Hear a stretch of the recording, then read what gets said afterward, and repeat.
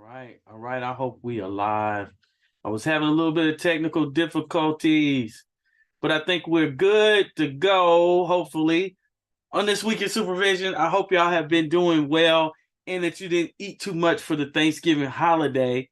But here we are. We set new goals. We started over again and we keep it moving. We keep it moving. Well, today I wanted to talk a little bit about the subject. What are the best treatments for trauma or PTSD? What are the best treatments for trauma or PTSD? This is something that we talked about in our group today, because we kind of so this was a subject that we talked about, and I think that it's important that supervisees know some of the options available for treatment of trauma. What are the evidence-based therapies? This is something, because if you're in supervision, your supervisor, they're functioning, your supervisees are functioning under your license. It's so much that we have to be mindful of, and we want to make sure that our supervisees are providing the best evidence-based services that are out there. And we've talked a little bit about this before, but I'm going to go back through it again and come from a little bit of a different perspective. But just before we get into that, I do want to thank everybody who has participated in our DSM training. We are hoping to that we've had that already this month, and we're hoping to have another one soon on recording. And so we're working on the technicals with that, but we want to have that by the turn of the year to where we have that recorded and offered to you. We haven't set a new date for our next live training, but we're hoping to have that maybe February, March. And for our supervisor training, we don't get started again till next month, and we have some of you who have already registered. Feel free to go through, and I'll put a link in here to where you can get in to register for our training. So we just appreciate everybody's support with everything. You all really have been supporting us well. But let's get back to what we're talking about. So the thing is that when you are going through evidence-based options, you want to make sure that you kind of are informed about that. And so when we asked this question, we had a few options to look at, but the options that I chose, and I'm going to show you what I shared with the group, was from the government. What the government is using. What's the government using for trauma therapies or therapies for PTSD? This is important. And I'll give credit to Dana Calhoun, because she kind of put me on to some of the information that the government has available, and they'll actually do full trainings. If you can see right here in the description, it says the revised 2017, so I'm assuming this is the last time it's been updated, VA DOD clinical practice guideline for PTSD recommends prolonged exposure therapy as a first line of treatment. So if the government's using it, that means it's been tested. That means it's been approved. It's more than likely an evidence-based approach, or they wouldn't be using it. And so that's something to look at.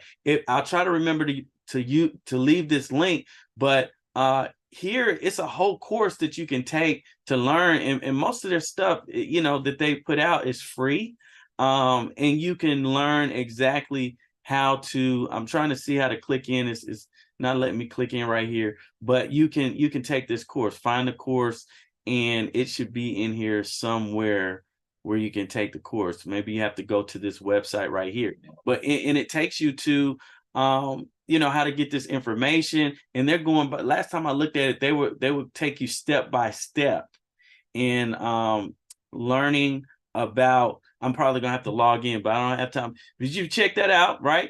And so secondly, what's another one?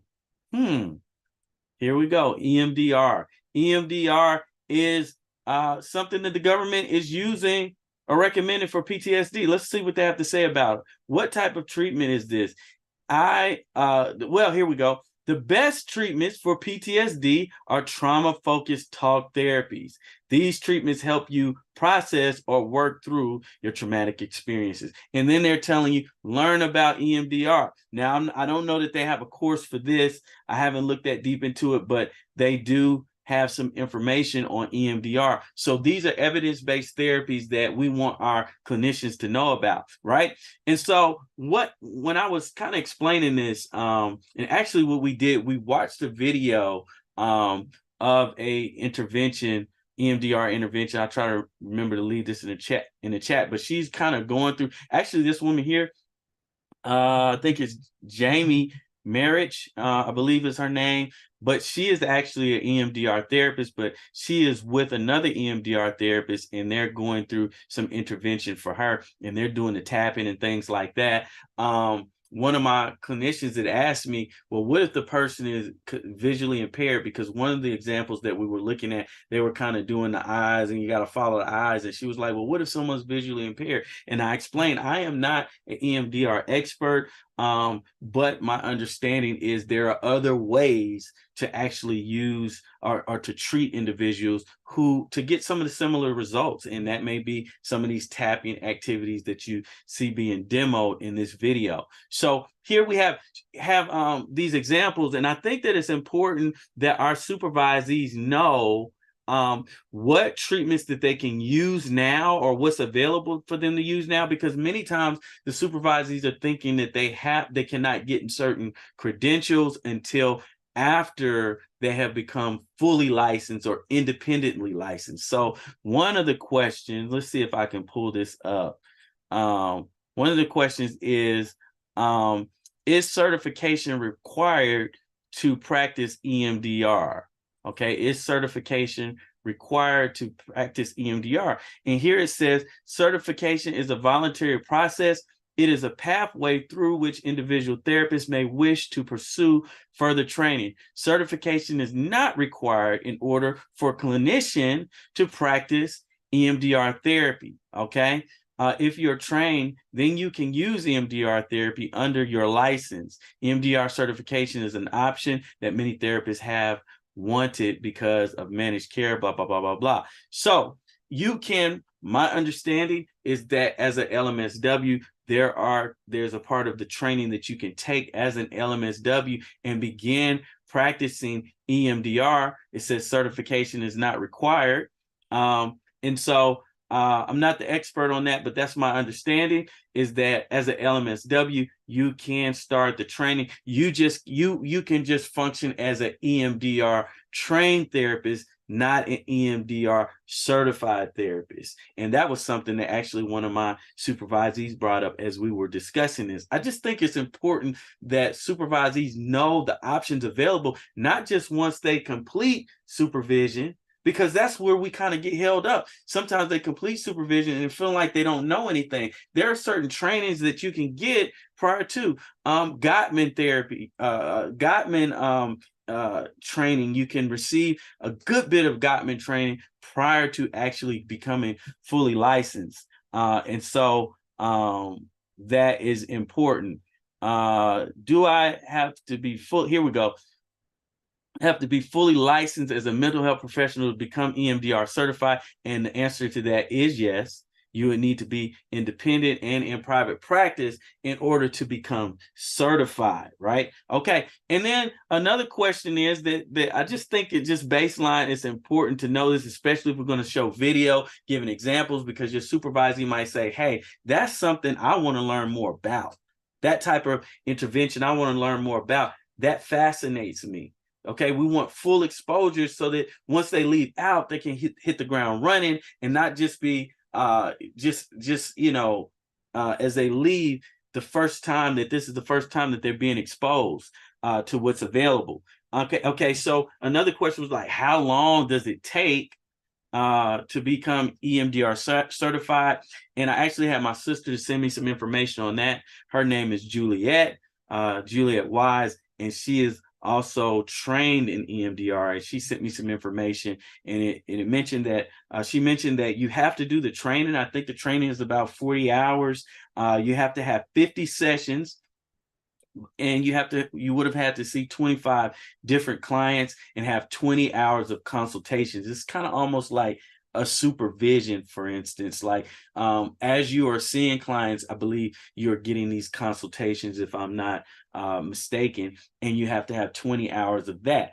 And it does require, I think, that you have 2 hours of post-licensure experience, not in EMDR directly, I don't believe, but just post-licensure experience. Again, don't quote me on that. If anybody knows more about that, or if I'm saying something wrong, please put it in the chat. And there may also be some continuing ed required as well. So you can get this, without a whole lot of exhaustive training, and it's a very popular and effective training. The government is using it, and I'm always encouraging individuals to continue to consider training after the training. So, and what I'm meaning is that after you get your training, get more training to become certified to teach, because again, these training the trainings for EMDR are very expensive. They're probably running roughly around $2,000 or something like that. And I don't even know if that's including the consultations.